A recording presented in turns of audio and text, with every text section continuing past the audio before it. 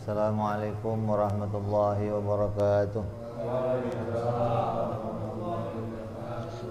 Al-Fatihah ila ruhi sayyidina wa habibina wa syafi'ina Rasulillah Sayyidina Muhammad ibn Abdullah sallallahu alaihi wa ala alihi wa ashabihi wa azwajihi wa dzurriyyatihi anna Allah ya'li darajatihim fil jannah wa yanfa'una bi asrarihim wa anwarihim wa ulumihim wa nafahatihim wa barakatihim fid dini wa dunya wal akhirah ja'aluna min hisbihim yarzuquna mahabbatahum wa yatawaffana ala millatihim wa yahsyurna fi zumratihim bil afiyatin wa salamatin lahumul Fatihah. A'udzu billahi minasy syaithanir rajim. Bismillahirrahmanirrahim. Alhamdulillahi rabbil alamin arrahmanir rahim maliki yaumiddin. Iyyaka na'budu wa iyyaka nasta'in ihdinas siratal mustaqim siratal ladzina an'amta 'alaihim ghairil maghdubi 'alaihim waladdallin. Amin. Bismillahirrahmanirrahim. Nawaitu ta'alluma wa ta'lima wa tadhakura wa tadhkira wa nafa'a wal intifa'a wal ifadata wal istifadata wal hitha ala tamasuki bi kitabillahi wa sunnati rasulillah sallallahu alaihi wasallam wa du'a ilal huda wa dilalata ala al-khairi ibtigha'a mardatihi wa qurbihi wa thawabihi wa husnil khatimah ma'al lutfi wal afiyah wa salahil aqibah. Bismillahirrahmanirrahim. Alhamdulillahi rabbil alamin. Wabihi nasta'in ala umuri dunya waddin. Wassalatu wassalamu ala rasulillah Sayyidina wa habibina wa syafi'ina wa maulana Muhammadin sallallahu alaihi wa ala alihi wa sahbihi ajma'in. Amma ba'du. Qala musanniful kitab Hadratus Syekh Sa'id bin Armiyah rahimahullah wa ghafara lahu wa liwalidayhi wa nafa'ana bihi fid dharain. Allahumma aftah qulubana futuhal arifin wa bihikmatika wansur alaina birahmatika ya arhamar rahimin. Ila anqal. Sampai apa kita?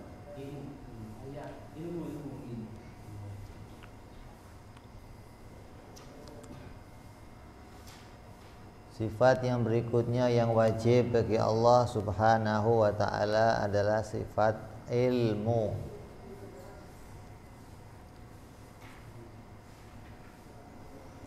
Yaitu Allah subhanahu wa ta'ala wajib bersifat mengetahui. Dan Allah mengetahui segala sesuatu tidak dengan hati. Kita harus tahu kalau Allah itu maha mengetahui. Kalau sifat mengetahui ini wajib bagi Allah, maka manusia, malaikat, jin juga punya sifat pengetahuan, juga punya ilmu. Tapi ilmunya makhluk, ilmunya manusia itu yang pertama tersimpan di dalam hati. Tapi ilmunya Allah tidak tersimpan di dalam hati. Ilmu yang tersimpan di dalam hati itu ilmu yang baru. Artinya tadinya nggak ada pengetahuannya, lalu diberi pengetahuan, disimpan di dalam hati. Jadi hati itu ibaratnya apa? Memori gitu loh. Kalau HP itu ada memorinya, maka yang mengisi memorinya siapa? Yang ngisi memori HP siapa?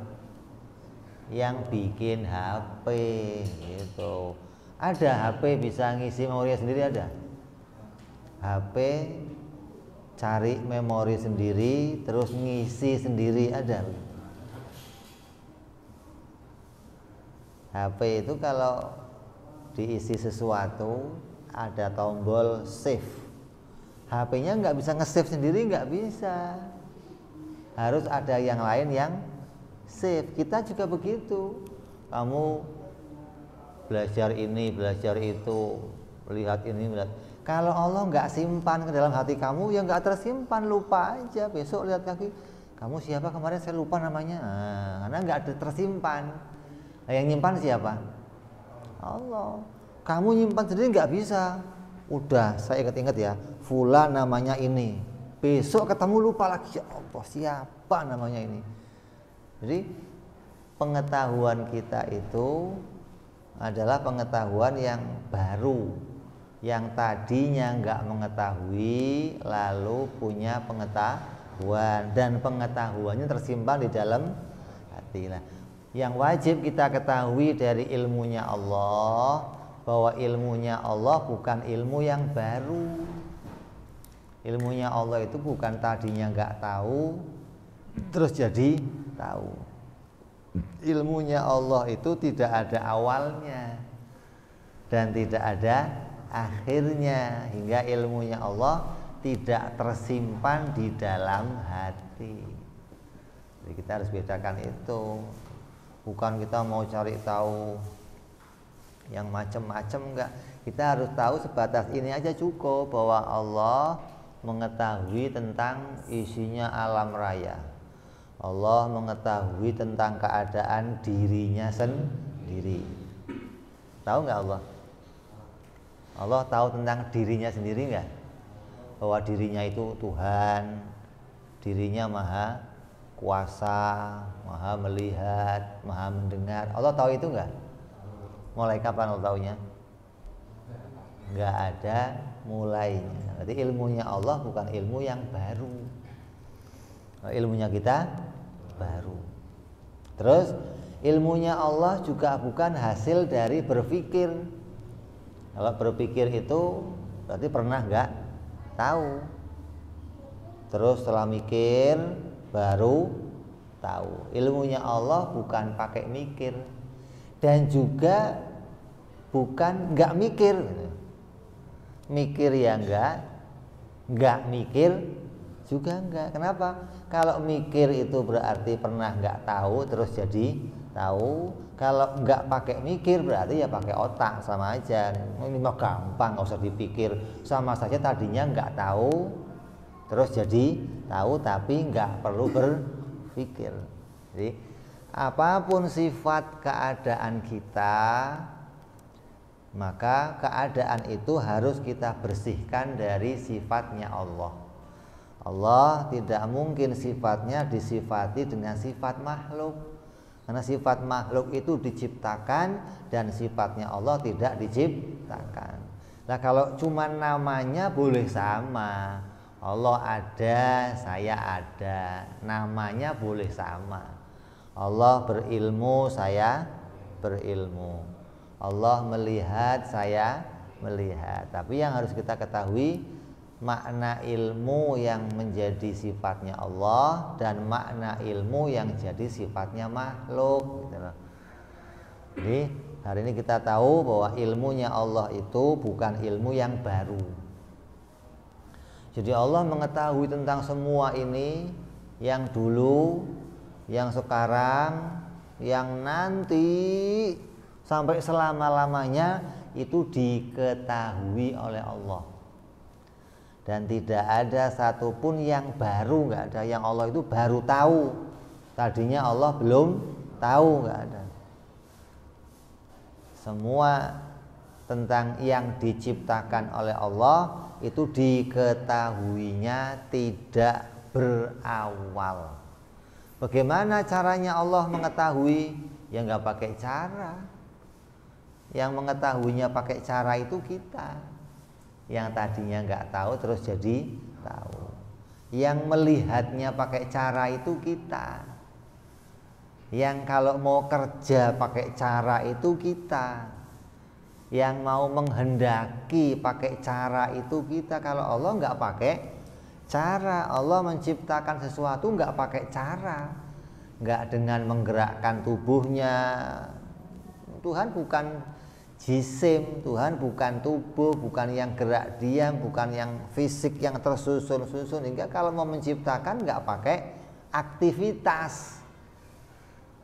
Allah mau menghendaki sesuatu ya nggak pakai hati, nggak pakai berangan-angan. Allah mau mengetahui sesuatu ya nggak pakai mikir dulu, nggak pakai dicari dulu, nggak pakai dibuktikan dulu. Kalau kamu pengen tahu gula itu manis atau enggak, ini gula atau garam, cobain enggak? Cobain. Setelah kamu tahu ini gula, kamu taruh ke gelas kamu, udah manis belum?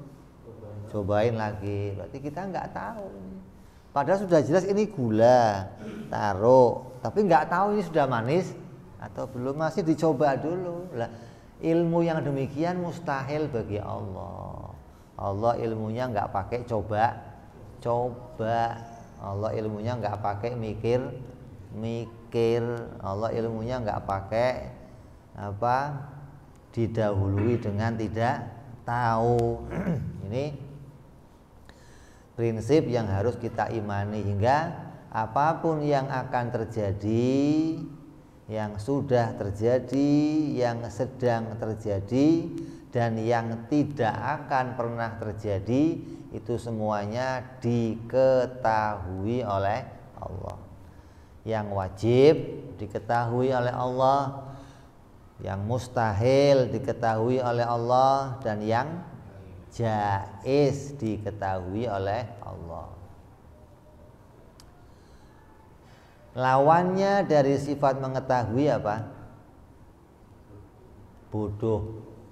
Mustahil Allah itu juhul. Mustahil Allah itu bodoh. Wajib berilmu, wajib punya pengetahuan, wajib Allah bersifat pengetahuan, mustahil Allah bersifat bodoh. Bodoh itu artinya tidak tahu sesuatu. Atau kalau mau disifatkan bagi Allah, tahu sesuatu setelah tadinya nggak tahu, itu juga bodoh namanya.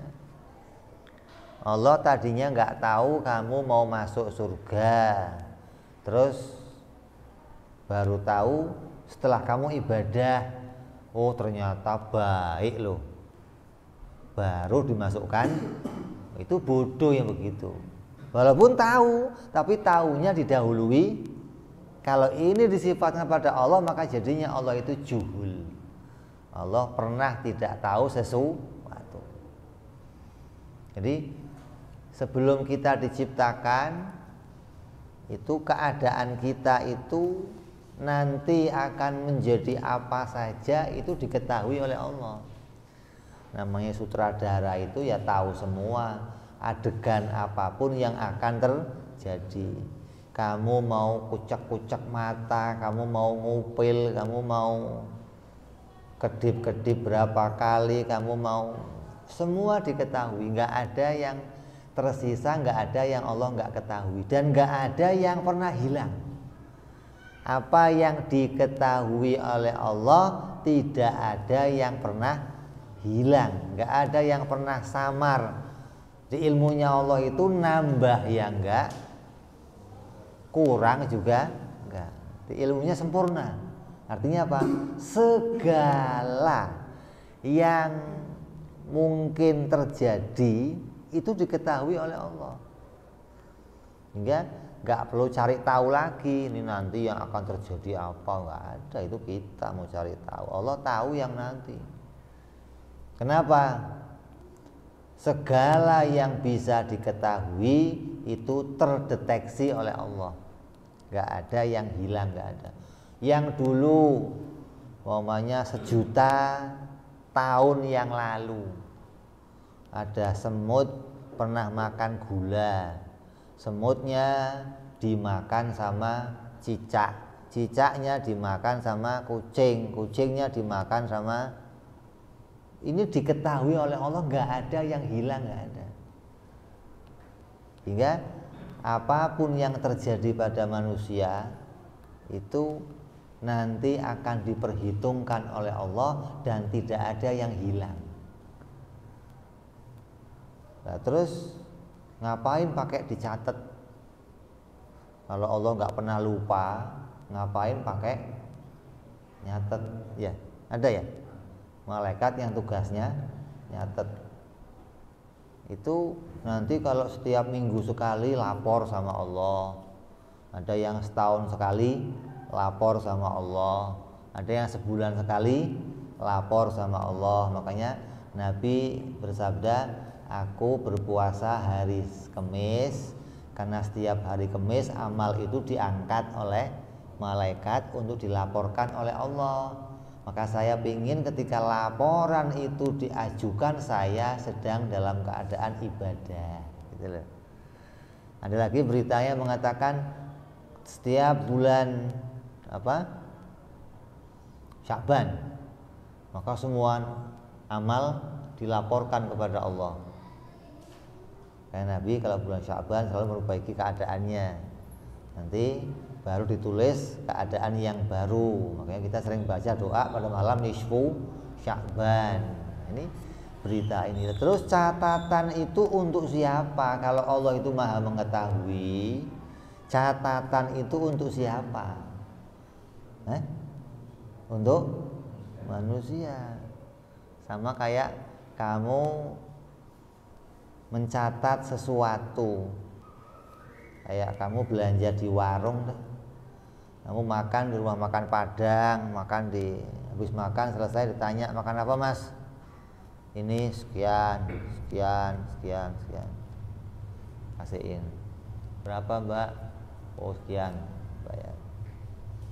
Catatan itu, nota yang diberikan warung itu nggak berguna untuk warung.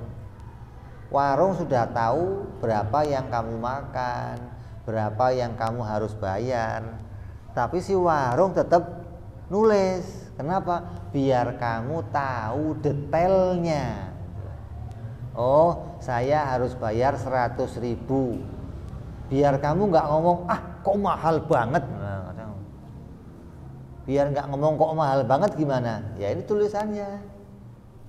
Tempe 10.000, es teh 15.000, nasinya 20.000. Oh kan gocapnya wifi pak. Oh ya, lu kira gratis wifi-nya? Ya ada bayarnya juga. Ini kamu kan nggak tahu itu. Malaikat juga begitu nyatet. Fulan. Kalau nanti di akhirat tiba-tiba Allah putuskan fulan kamu neraka, fulan kamu surga. Yang di neraka protes, loh kok saya neraka ya Allah? Perasaan saya udah sholat, perasaan saya udah puasa, perasaan saya udah zakat, kok masih neraka juga? Malaikat dipanggil, catatannya mana? Kasihin. Oh, sholatnya sambil lirak-lirik cewek. Oh, hajinya mau cari koneksi. Oh, puasanya mau cari biar gol. Oh, nggak beres semua ini amalnya. Baru dia terima. Oh ya Allah. Semua orang yang dihukum, orang yang diputuskan oleh pengadilan dihukum, semua ditanya dulu, kamu terima nggak dengan keputusan ini? Kalau nggak terima ngapain? Banding. Ya, kalau nggak terima banding. Di akhirat juga begitu. Tidak ada satupun kafir, nggak ada mukmin yang nggak terima diputuskan oleh Allah. Allah memutuskan dengan seadil-adilnya. Allah mengetahui sekecil-kecilnya amal kita. Nggak ada yang tersisa sama sekali, nggak ada. Hingga akan ditunjukkan satu persatu bulan begini, bulan begini. Ini tidak ada yang hilang dari Allah Subhanahu wa ta'ala. Nah, terus ada lagi suka kita dengar ada kalimat Allah itu menguji hambanya. Ya, kita ini sering mendapatkan ujian. Nah, kita diuji kenapa? Apa Allah nggak tahu keadaan kita? Terus ngapain diuji? Sabaran siapa? Yang sabar siapa? Kitanya. Oh, lah iya. Kitanya itu diuji, disuruh sabar. Lah Allah tahu nggak kita akan sabar atau enggak gitu. Nah ngapain diuji lagi? Naik kelas. Turun kelas nggak boleh. Ujian buat turun kelas. Memang ujian naik terus ya. Diuji buat apa itu?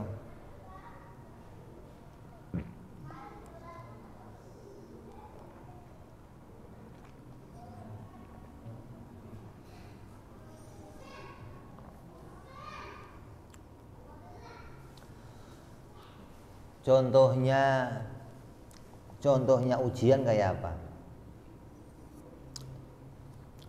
Ujian dikatakan asyaddukumul balaul anbiya. Ujian yang paling berat itu ujiannya para nabi. Summal amsal, kemudian yang sepertinya nabi siapa? Para sahabat. Summal amsal, siapa lagi? Para wali. Siapa lagi? Tabiin. Orang soleh, orang awam kayak kita, paling rendah ujiannya paling kecil. Nah, diuji itu masing-masing diuji itu fungsinya untuk apa bagi Allah? Allah Maha tahu. Allah mengetahui segalanya. Ngapain kok Allah menjadikan ujian?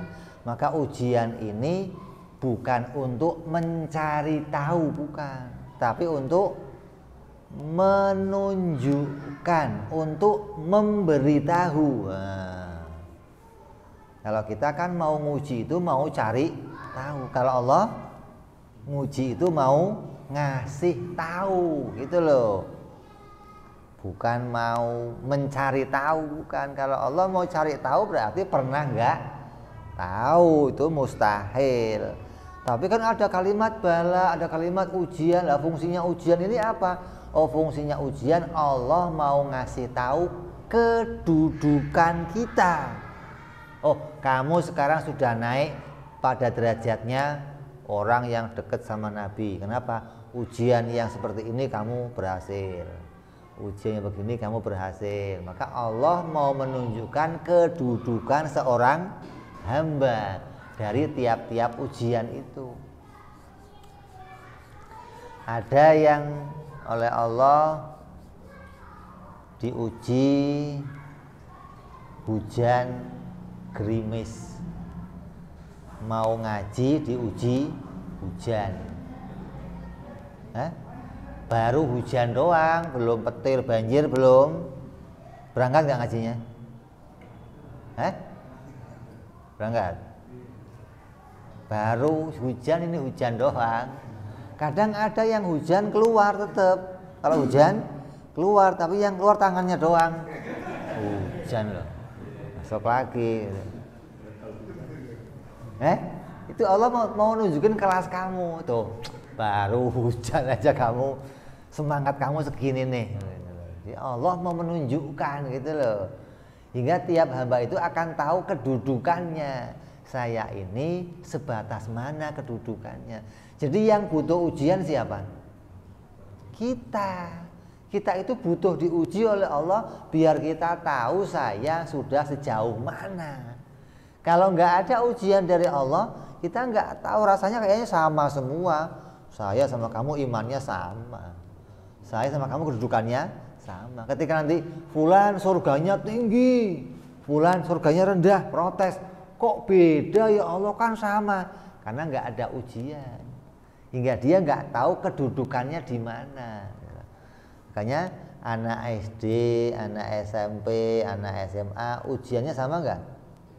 Beda, karena tahu kelasnya. Oh, kalau baru segini, kamu kelasnya segini. Jadi Allah menjadikan ujian itu untuk menunjukkan, untuk memberi tahu, bukan mencari tahu. Kalau Allah mau mencari tahu ya berarti rada bodoh dikit. Ada tukang profesional, ada tukang amatir. Tukang profesional, ada tukang amatir. Kamu nyuruh tukang bikin pagar. Itu pagarnya sudah dilas, dipasang, sama tukangnya digantungin. Bolak-balik. Orang nanya, kenapa digantung Pak? Jawabannya dua. Bisa dia itu mau cari tahu kuat atau enggak. Bisa dia mau menunjukkan sama yang nyuruh, nih loh bikinan saya kuat.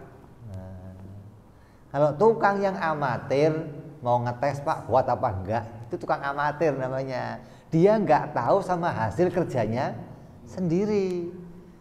Tukang yang profesional, dia bukan mau ngetes, justru mau menunjukkan, nih loh bikinan saya, tes coba, gantungin, pukul. Nah, jadi menguji itu ada dua, ada nguji mau nyari tahu, ada nguji mau ngasih tahu. Nah, Allah menguji hambanya bukan yang mau cari tahu, karena Allah maha mengetahui. Tapi Allah menguji hambanya mau ngasih tahu, kamu kedudukannya sekian kamu.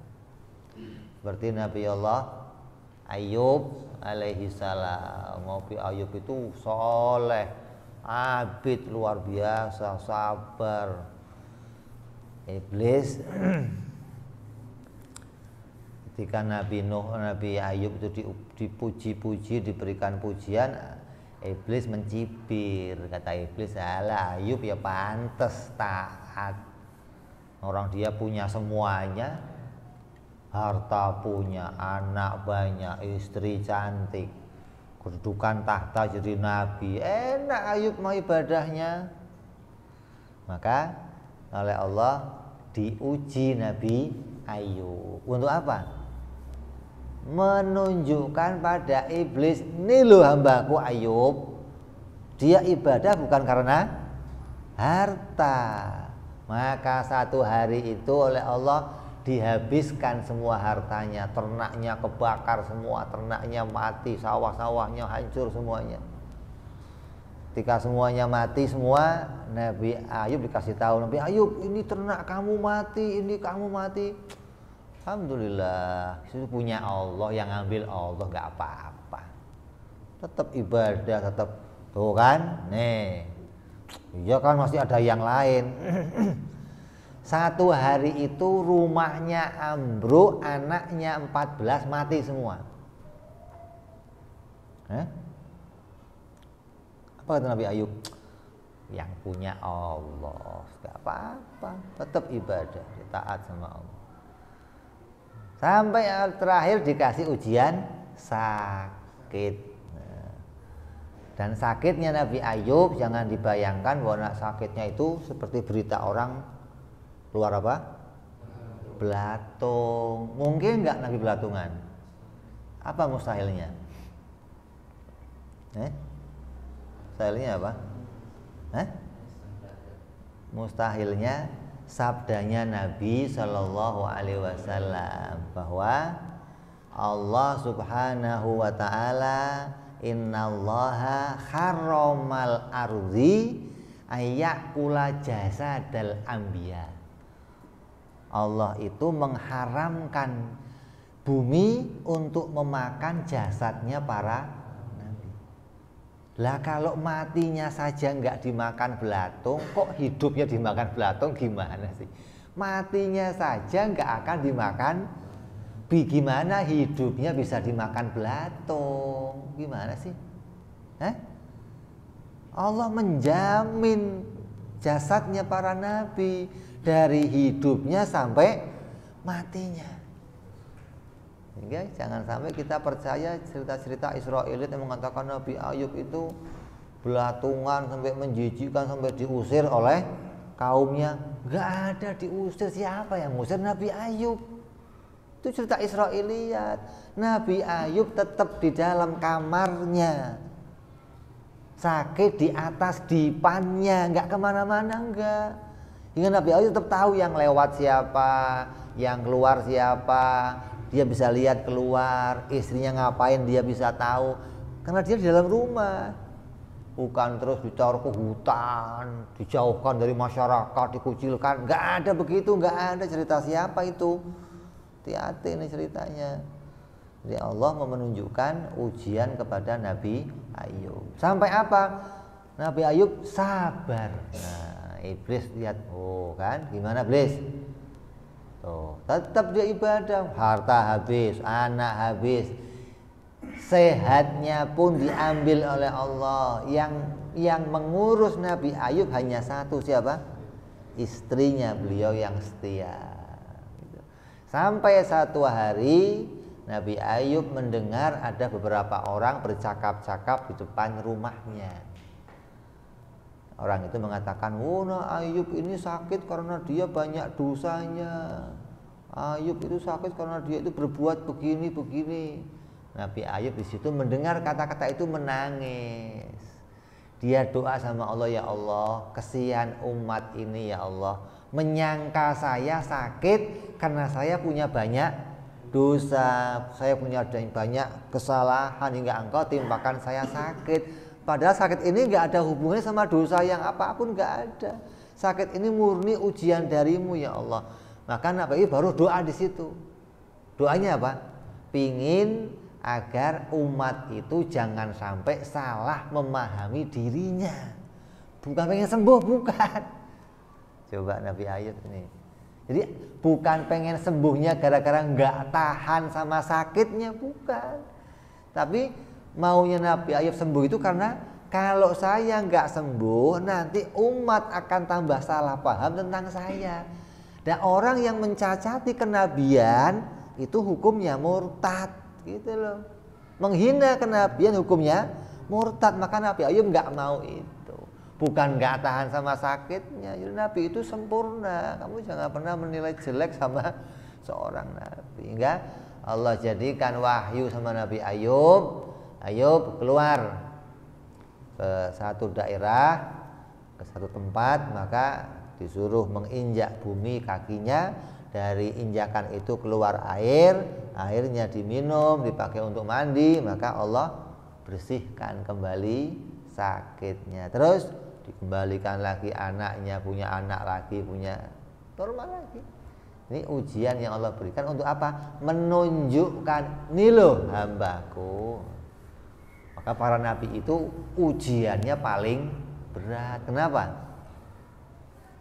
Karena kedudukannya paling tinggi. Ibaratnya kuliah, orang kuliah itu ujiannya paling berat dibandingkan anak SD. Jadi kalau kamu kok baru diuji token bunyi pusing, itu memang kelas kamu segitu memang.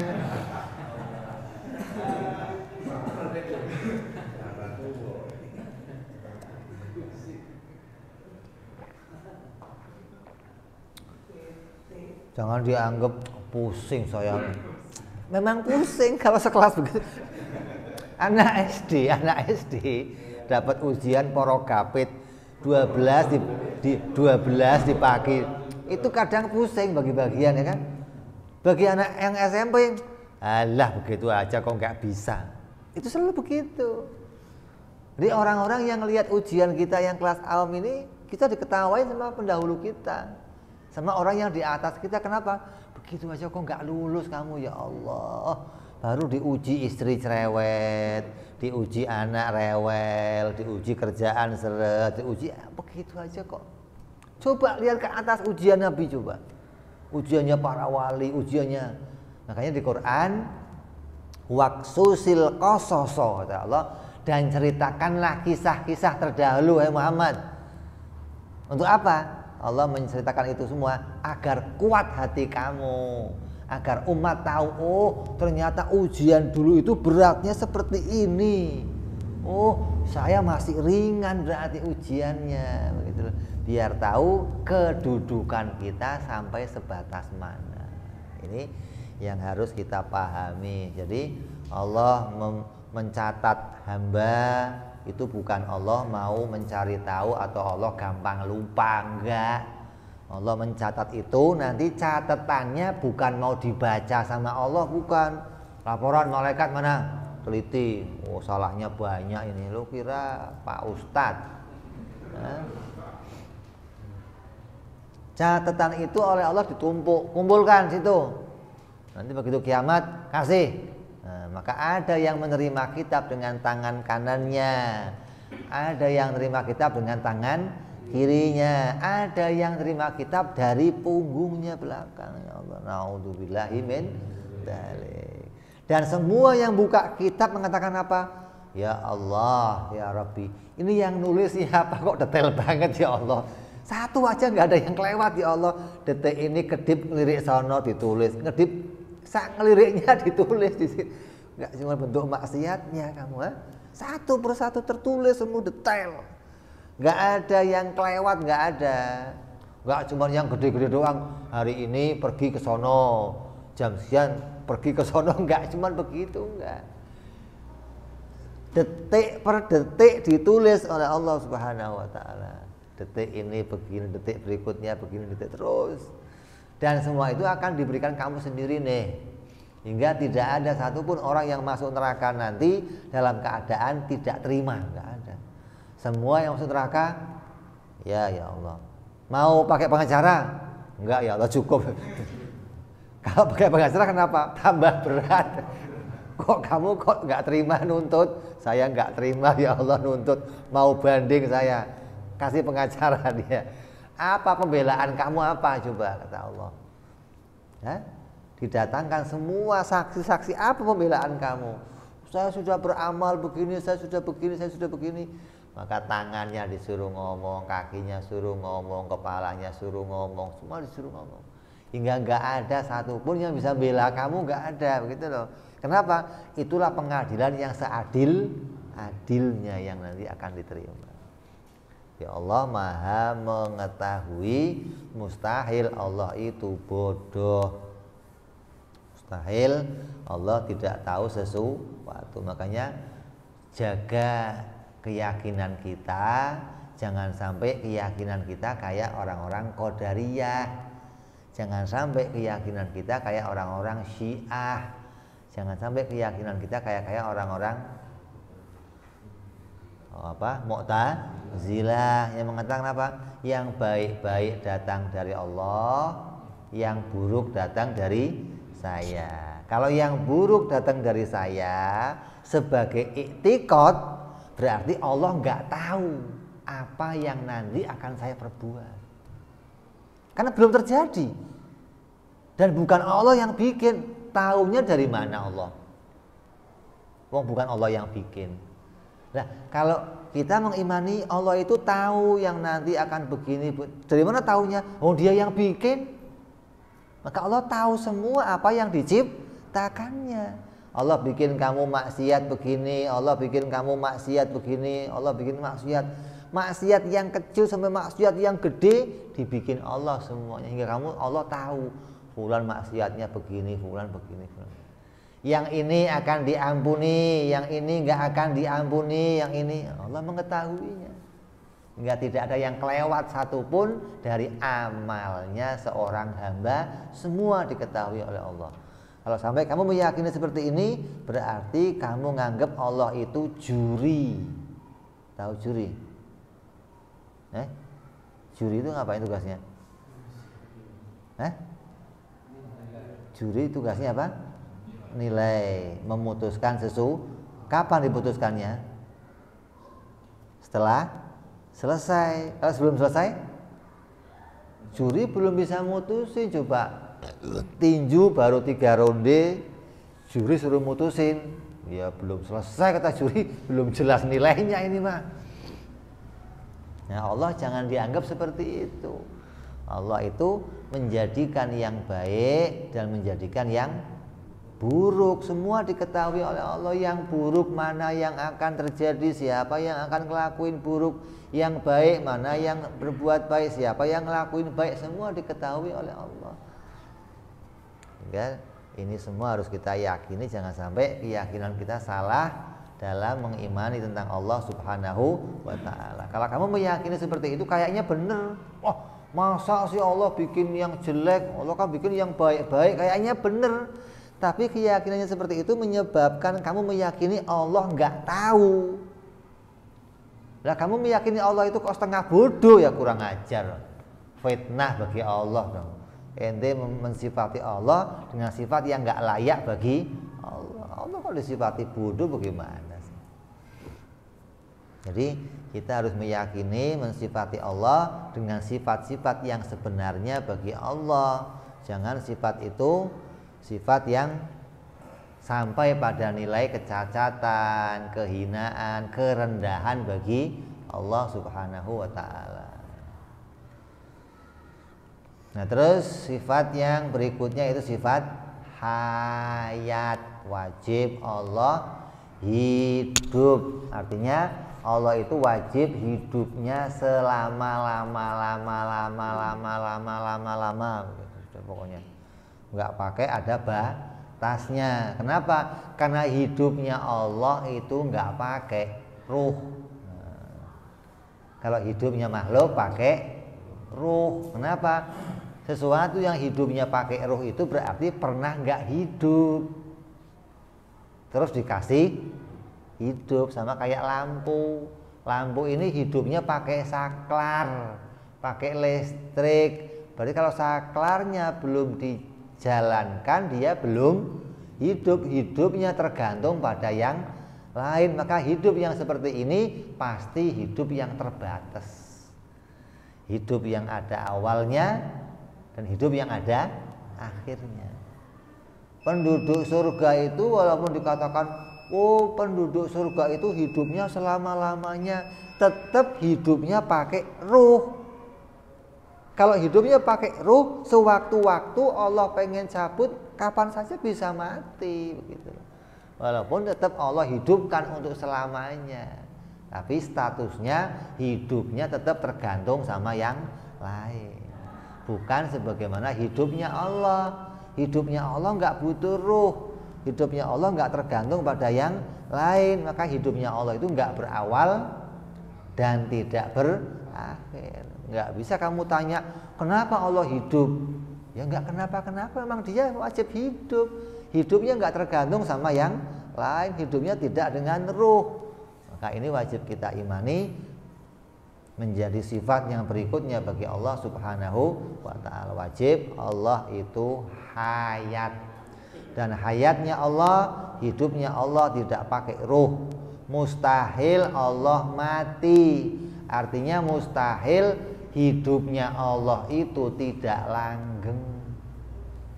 Mustahil hidupnya Allah itu enggak selama-lamanya. Mustahil hidupnya Allah itu enggak bako. Ini mustahil. Artinya kalau hidupnya enggak bako, berarti boleh saja mati. Kayak lampu inilah. Lampu ini boleh mati, tapi kan belum mati kan? Ya, lampu ini boleh mati, kita boleh, tapi belum. Perkataan boleh mati itu tandanya hidupnya bukan hidup yang selama-lamanya. Hidupnya tergantung sama yang lain. Lah Allah mustahil demikian. Wajib persifatan hidup yang hidupnya enggak berawal, enggak berakhir.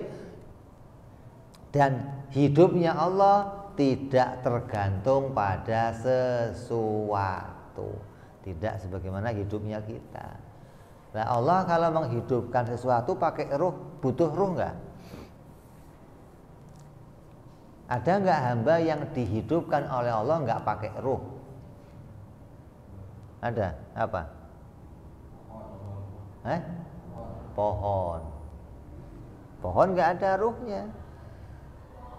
Semua kullu nafsin dha'iqatul maut. Semua yang dihidupkan itu akan mati, baik yang dihidupkan pakai ruh ataupun yang dihidupkan nggak pakai ruh.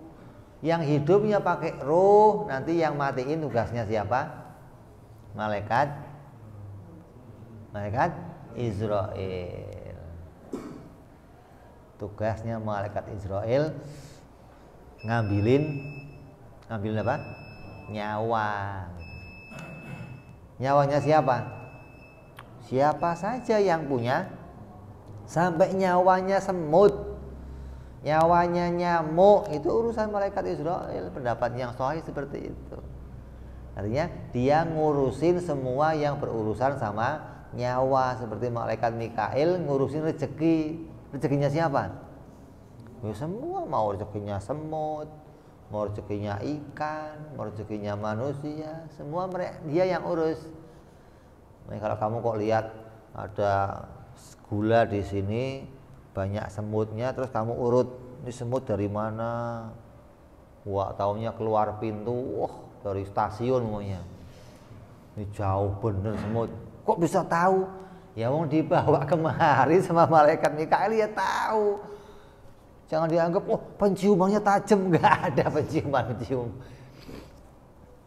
Ya kamu keluar nggak tahu mau kemana, tahu belok nongkrong, temu kawan, oh rezeki dapat. Nggak nyangka loh saya mau kemari, karena digiring, kamu nggak ngerti mau kemana, malaikat yang giring kita. Nggak jalan sendiri tuh nggak, oh untung saya kesini loh, kalau nggak kesini saya nggak dapat ini. Emang yang bawa kamu ke situ siapa? Jalan sendiri kamu. Kadang orang nggak sampai berpikirnya ke arah itu. Nggak mungkin yang terjadi pada kita jadi sendiri, nggak mungkin.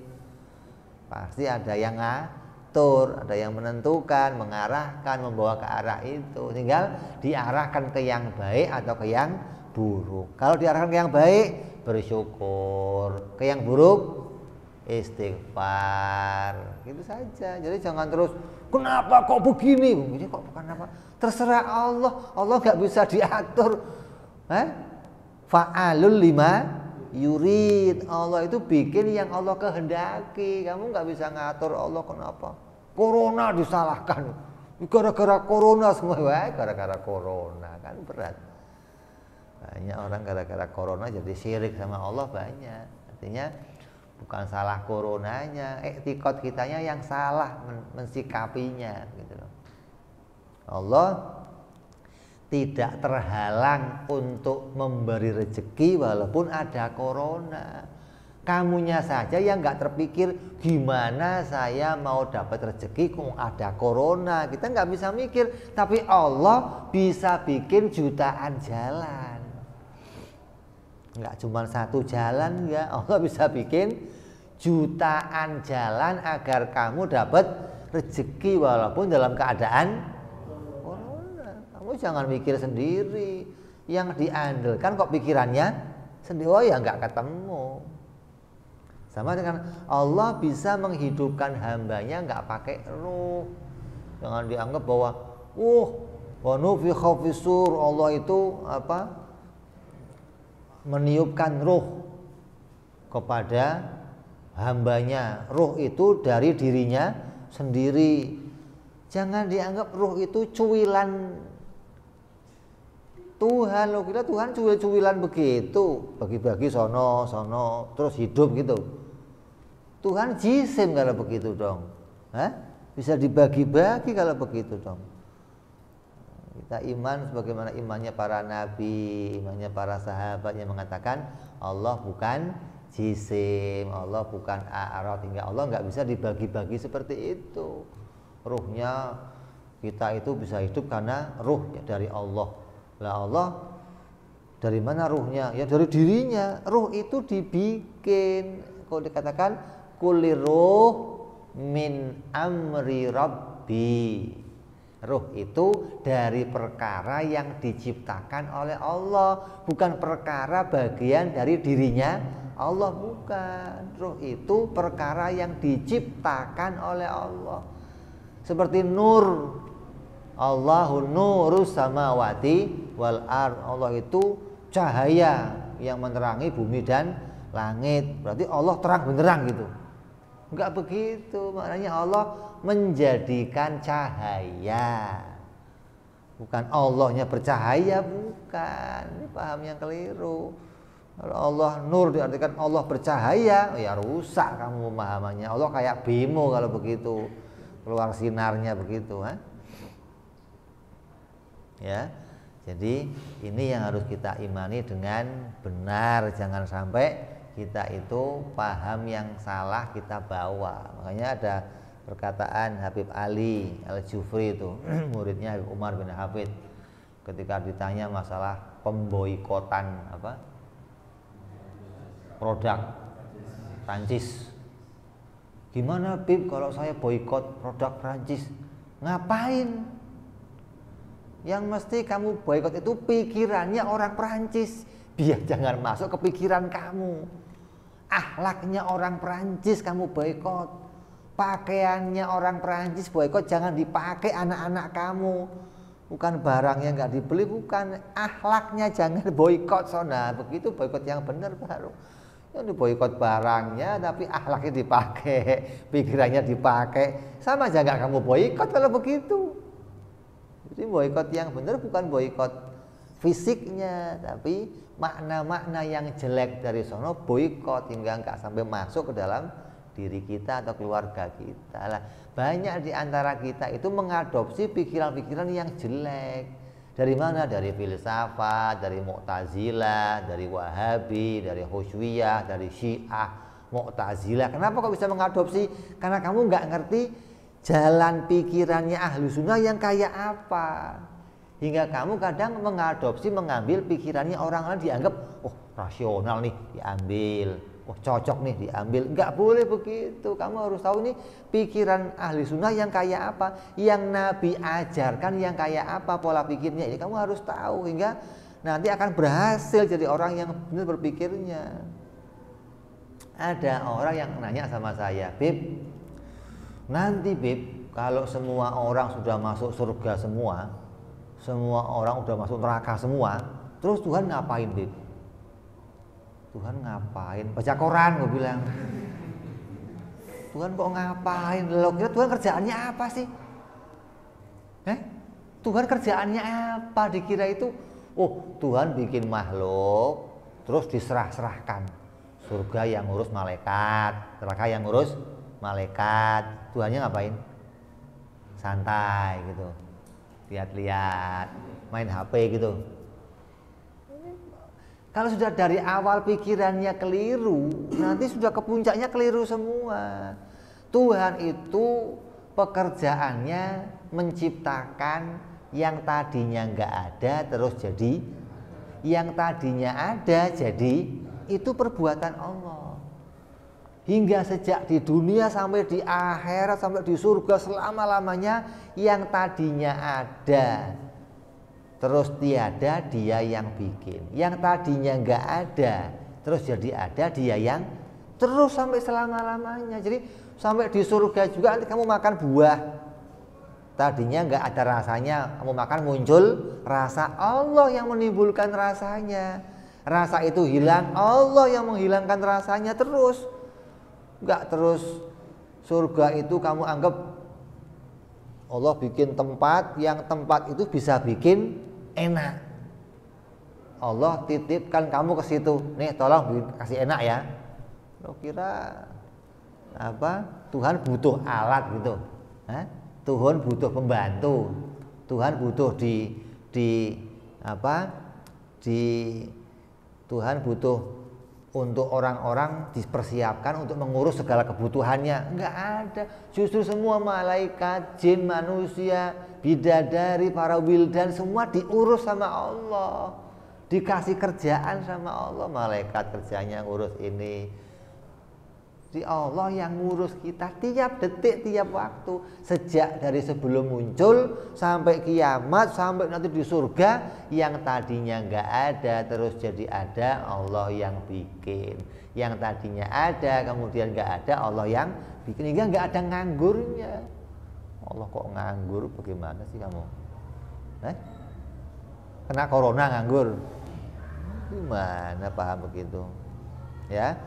Ini wajib kita imani. Hari ini kita bicara wajib Allah bersifat ilmu dan wajib Allah bersifat hayat. Jangan sampai kita salah memahami tentang sifat-sifat Allah.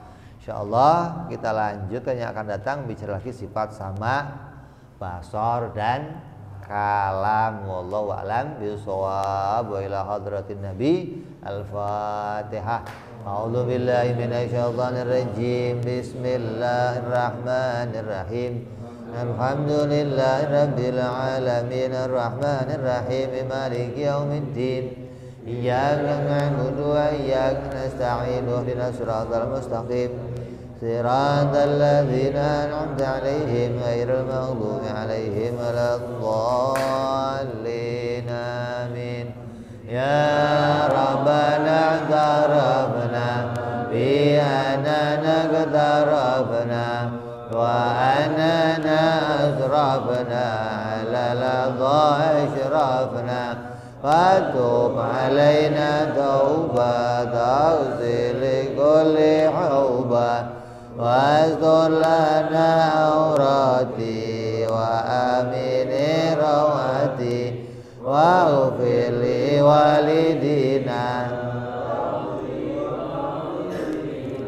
wal ali wal ihwani wa sairil hilani wa kulli dhi mahabba au jiratin au suhbah wal muslimina ijma' amina rabbi isma' fadlan wa judan manna la biktisabi minna bil mustafa rasuli nahda bi kulli suli